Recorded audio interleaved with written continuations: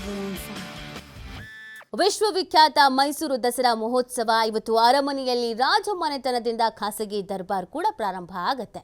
ಖಾಸಗಿ ದರ್ಬಾರ್ ಹಿನ್ನೆಲೆ ರಾಜ ಪರಿವಾರದಲ್ಲಿ ಸಂಭ್ರಮ ಮನೆ ಮಾಡಿದೆ. ನಾನು ಆಗಲೇ ಹೇಳ್ತಾ ಇದ್ದೆ, ದಸರಾ ಅಂದ್ರೆ ಎರಡೆರಡು ಸಂಭ್ರಮ, ಒಂದು ಖಾಸಗಿಯಾಗಿಯೂ ಕೂಡ ನಡೆಯುವಂಥದ್ದು, ಮತ್ತೊಂದು ಸರ್ಕಾರಬದ್ಧವಾಗಿ ನಡೆಯುವಂಥದ್ದು.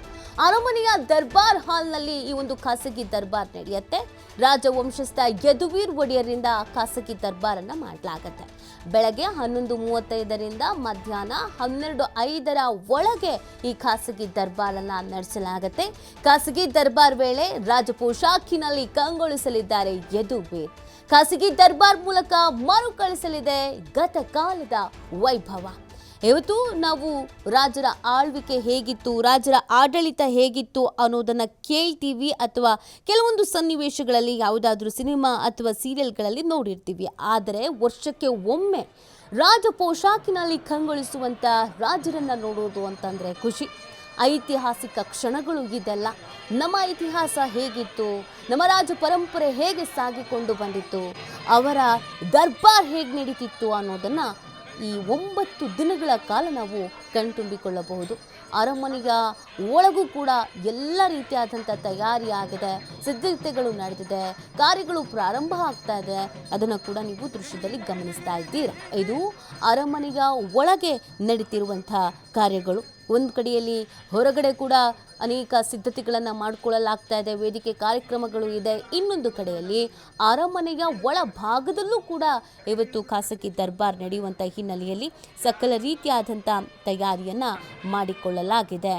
ಇವತ್ತಿನಿಂದ 9 ದಿನಗಳ ಕಾಲದವರೆಗೂ ನಾವು ಈ ಒಂದು ಸಂಭ್ರಮ, ಸಡಗರ, ಐತಿಹಾಸಿಕ ಕ್ಷಣ ಇದೆಲ್ಲವನ್ನ ಕಣ್ತುಂಬಿಕೊಳ್ಳಬಹುದು. ಈಗಾಗಲೇ ಕಾರ್ಯಕ್ರಮಗಳು ಪ್ರಾರಂಭ ಆಗಿದೆ.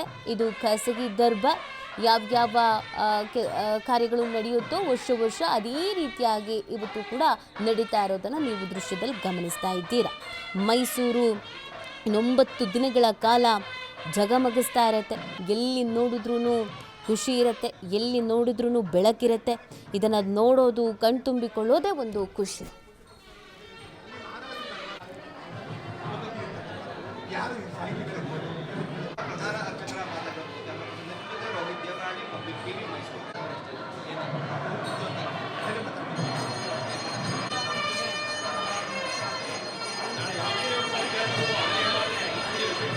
ವಿಶ್ವವಿಖ್ಯಾತ ಮೈಸೂರು ದಸರಾದ ಸಂಭ್ರಮ, ಅನೇಕ ಕಾರ್ಯಗಳು ನಡೆಯುತ್ತೆ.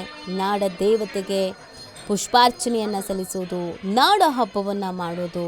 ಈ ಮೈಸೂರು ದಸರಾವನ್ನು ನೋಡೋದಕ್ಕೆ ನಮ್ಮ ರಾಜ್ಯ ಅಥವಾ ಅಕ್ಕಪಕ್ಕದ ರಾಜ್ಯ ಅಂತಲ್ಲ, ದೇಶ ವಿದೇಶಗಳಿಂದ ಎಷ್ಟೋ ದಿನಗಳ ಹಿಂದೆನೇ ಬಂದು ಕೂತಿರ್ತಾರೆ, ಕಾಯ್ತಾ ಇರ್ತಾರೆ ಈ ಒಂದು ದರ್ಬಾರನ್ನು ನೋಡೋದಕ್ಕೆ, ಈ ದರ್ಬಾರನ್ನು ಕಣ್ತುಂಬಿಕೊಳ್ಳೋದಕ್ಕೆ.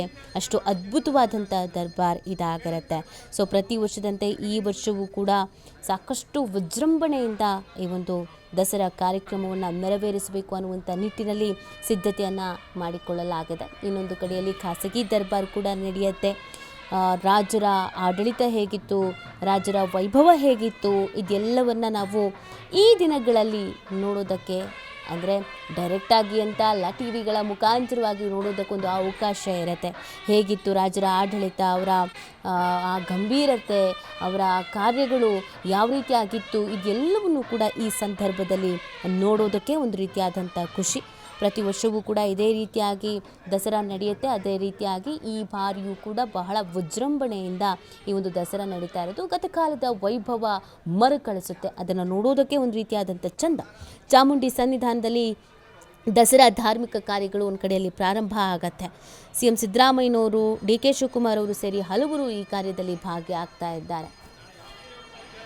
ಎಲ್ಲದ್ರ ಬಗ್ಗೆ ಮತ್ತಷ್ಟು ಮಾಹಿತಿಯನ್ನು ನೀಡ್ತಾರೆ ನಮ್ಮ ಮೈಸೂರಿನ ಪ್ರತಿನಿಧಿ ಪುನೀತ್. ಲೈವ್ನಲ್ಲಿ ಜಾಯ್ನ್ ಆಗ್ತಾ ಇದ್ದಾರೆ ಮೈಸೂರಿಂದ. ಪುನೀತ್, ದಸರಾ ಸಡಗರ ಸಂಭ್ರಮ ಬಹಳ ದಿನಗಳಿಂದಲೂ ಕೂಡ ಮನೆ ಮಾಡಿತ್ತು. ಇನ್ನು ಅಧಿಕೃತವಾಗಿ ಚಾಲನೆ ಸಿಗೋದು ಒಂದೇ ಬಾಕಿ ಇರೋದು. ಏನೆಲ್ಲ ಸಿದ್ಧತೆಗಳು ನಡೆದಿದೆ, ಯಾವ ರೀತಿಯಾಗಿ ವೈಭವ ಅಲ್ಲಿ ಮರುಕಳಿಸ್ತಾ ಇದೆ?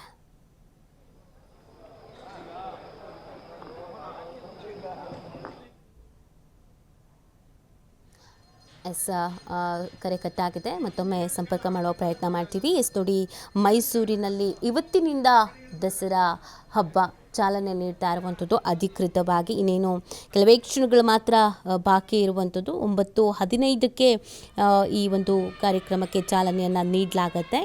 ಇದು ಇವತ್ತು ಬೆಳಗ್ಗೆ ಅನೇಕ ಪೂಜಾ ಕಾರ್ಯಗಳು ಬೆಳಗಿನಿಂದಲೂ ಕೂಡ ನಡೀತಾ ಇದೆ. ಒಂದು ಕಡೆಯಲ್ಲಿ ನಾಡು ದೇವತೆ ಚಾಮುಂಡಿ ತಾಯಿಯ ಸನ್ನಿಧಾನದಲ್ಲಿ ಅನೇಕ ಪೂಜಾ ಕಾರ್ಯಗಳು, ಅನೇಕ ಅಭಿಷೇಕ ಇದೆಲ್ಲವೂ ಕೂಡ ನಡೀತಾ ಇದೆ.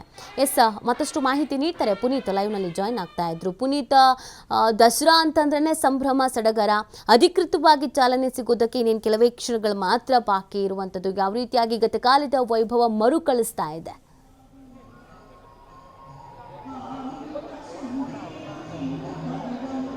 ಹೌದು ರೀತಿ ವಿಶ್ವವಿಖ್ಯಾತ ಮೈಸೂರು ದಸರಾ ಮಹೋತ್ಸವಕ್ಕೆ ಇವತ್ತು ಚಾಲನೆ ಸಿಗಲಿದೆ. ಈಗಾಗಲೇ ಮೈಸೂರಿನ ಚಾಮುಂಡಿ ಬೆಟ್ಟದಲ್ಲಿ ದಸರಾ ಉತ್ಸವದ ಚಾಲನೆಗಾಗಿ ಸಕಲ ಸಿದ್ಧತೆಯನ್ನು ಕೂಡ ಮಾಡಿಕೊಳ್ಳಲಾಗಿದೆ. ನಾಡಿನ ಹಿರಿಯ ಸಾಹಿತಿ ಹಂಪ ನಾಗರಾಜಯ್ಯನವರು ಈ ಒಂದು ದಸರಾ ಮಹೋತ್ಸವವನ್ನು ಉದ್ಘಾಟನೆ ಮಾಡಲಿದ್ದಾರೆ. ಹೀಗಾಗಿ ವೇದಿಕೆಯನ್ನು ಸಿದ್ಧಗೊಳಿಸಲಾಗಿದೆ. ಜೊತೆಗೆ ಮುಖ್ಯಮಂತ್ರಿ ಸಿದ್ದರಾಮಯ್ಯನವರು ಇರ್ಬೋದು, ಉಪಮುಖ್ಯಮಂತ್ರಿ ಡಿ.ಕೆ. ಶಿವಕುಮಾರ್ ಅವರು ಇರ್ಬೋದು, ಸಚಿವರುಗಳು, ಶಾಸಕರುಗಳು ಸೇರಿದಂತೆ ಹಲವು ಗಣ್ಯರು ಈ ಒಂದು ದಸರಾ ಉದ್ಘಾಟನಾ ಕಾರ್ಯಕ್ರಮದಲ್ಲಿ ಭಾಗಿಯಾಗ್ತಾರೆ. ಮೈಸೂರಿನ ಚಾಮುಂಡಿ ಬೆಟ್ಟದಲ್ಲಿ ಚಾಮುಂಡೇಶ್ವರಿ ದೇವಿಯ ಒಂದು ಉತ್ಸವ ಮೂರ್ತಿಗೆ ಪುಷ್ಪಾರ್ಚನೆಯನ್ನು ಮಾಡುವ ಮುಖಾಂತರ ಈ ಒಂದು ದಸರಾ ಉದ್ಘಾಟನೆಗೆ ಚಾಲನೆಯನ್ನು ಕೊಡಲಾಗುತ್ತೆ.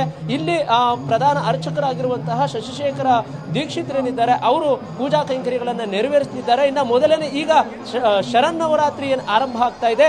ಇವತ್ತು ಚಾಮುಂಡೇಶ್ವರಿಗೆ ಬ್ರಾಹ್ಮಿ ಅಲಂಕಾರದೊಂದಿಗೆ ವಿಶೇಷ ಪೂಜಾ ಕೈಂಕರ್ಯಗಳನ್ನು ನೆರವೇರಿಸಲಾಗುತ್ತೆ. ಈಗ ನಾವು ದೃಶ್ಯದಲ್ಲಿ ಕೂಡ ಕಾಣಬಹುದು, ಚಾಮುಂಡಿ ಬೆಟ್ಟದ ಚಾಮುಂಡೇಶ್ವರಿ ದೇಗುಲ ಏನಿದೆ, ಈ ದೇಗುಲದ ಪಕ್ಕದಲ್ಲೇ ವೇದಿಕೆಯನ್ನ ನಿರ್ಮಾಣ ಮಾಡಲಾಗಿರ್ತಕ್ಕಂಥದ್ದು. ಆ ಒಂದು ವೇದಿಕೆಯನ್ನ ಈಗ ನಾವು ಗಮನಿಸಬಹುದು. ಬಣ್ಣ ಬಣ್ಣದ ಹೂಗಳಿಂದ ಅಲಂಕರಿಸುವಂತ ಒಂದು ಕೆಲಸವನ್ನ ಮಾಡಲಾಗಿದೆ. ಜೊತೆಗೆ ಚಾಮುಂಡೇಶ್ವರಿಯ ಉತ್ಸವ ಮೂರ್ತಿಯನ್ನ ಆ ಒಂದು ಬೆಳ್ಳಿ ರಥದಲ್ಲಿ ಇರಿಸಲಾಗಿರ್ತಕ್ಕಂಥದ್ದು. ಬೆಳಗಿನ ಜಾವದಲ್ಲೇ ಬ್ರಾಹ್ಮಿ ಅಲಂಕಾರದೊಂದಿಗೆ ಚಾಮುಂಡೇಶ್ವರಿಗೆ ವಿಶೇಷವಾದಂತಹ ಪೂಜಾ ಕೈಂಕರ್ಯಗಳನ್ನ ನೆರವೇರಿಸುವ ಮುಖಾಂತರ ಬೆಳ್ಳಿ ರಥಕ್ಕೆ ದೇವಿಯ ಉತ್ಸವ ಮೂರ್ತಿಯನ್ನ ತಂದು ಅಲ್ಲಿ ಪೂಜಿಸುವಂತ ಒಂದು ಕೆಲಸವನ್ನ ಮಾಡಲಾಗಿದೆ.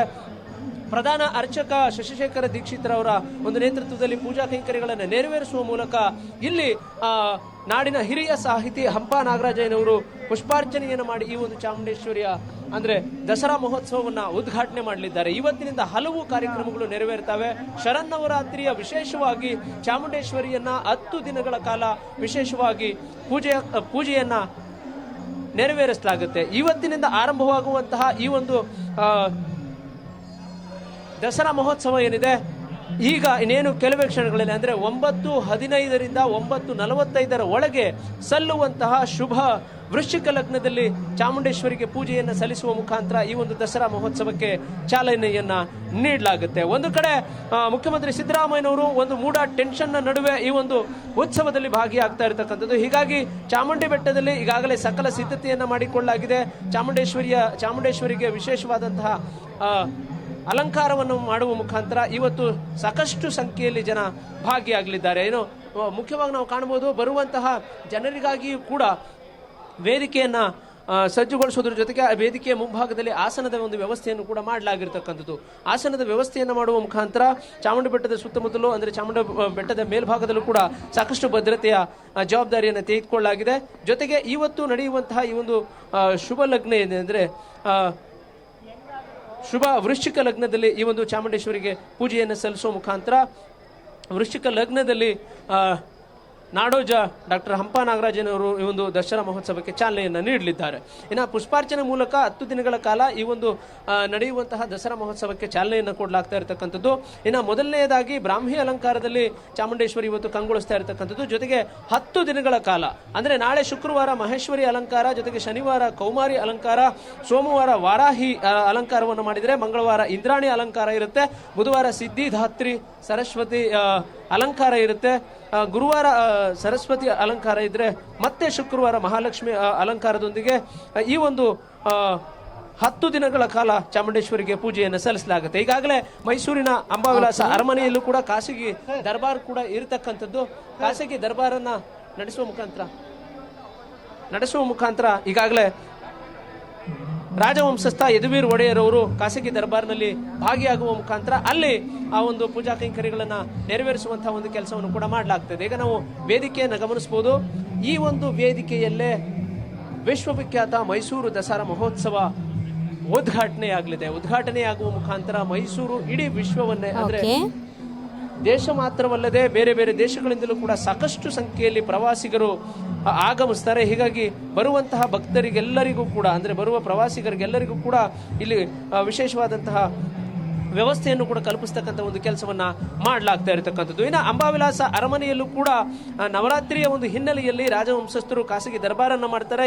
ಇಂದಿನಿಂದ ಶರನ್ನವರಾತ್ರಿಯ ಶುಭಾರಂಭದ ಒಂದು ಹಿನ್ನೆಲೆಯಲ್ಲಿ ಇವತ್ತು ಬೆಳಿಗ್ಗೆ ಎಣ್ಣೆ ಶಾಸ್ತ್ರದೊಂದಿಗೆ ಬೆಳಿಗ್ಗೆ 5:45ರಿಂದ 6:10 ಒಳಗೆ ಶುಭ ಮುಹೂರ್ತದಲ್ಲಿ ರತ್ನಖಚಿತ ಸಿಂಹಾಸನಕ್ಕೆ ಸಿಂಹದ ಮುಖವನ್ನ ಜೋಡಣೆ ಮಾಡತಕ್ಕಂಥ ಒಂದು ಕೆಲಸವನ್ನು ಕೂಡ ಮಾಡಲಾಗಿರ್ತಕ್ಕಂಥದ್ದು. ಈಗಾಗಲೇ 7:45ರಿಂದ 8:45 ಕೂಡ ಚಾಮುಂಡಿ ತೊಟ್ಟಿಯಲ್ಲಿ ಯದುವಂಶಸ್ಥ ಚಾಮರಾಜ ಯದುವೀರ್ ಒಡೆಯರವರು ಕಂಕಣಧಾರಣೆಯನ್ನು ಕೂಡ ಮಾಡಿಕೊಳ್ಳುವ ಮುಖಾಂತರ ಬೆಳಗ್ಗೆ 10:30ಕ್ಕೆ ಸವಾರಿ ತೊಟ್ಟಿಯಲ್ಲಿ ಪಟ್ಟದಾನೆ, ಪಟ್ಟದ ಕುದುರೆ, ಹಸುಗಳು ಆಗಮಿಸುತ್ತವೆ.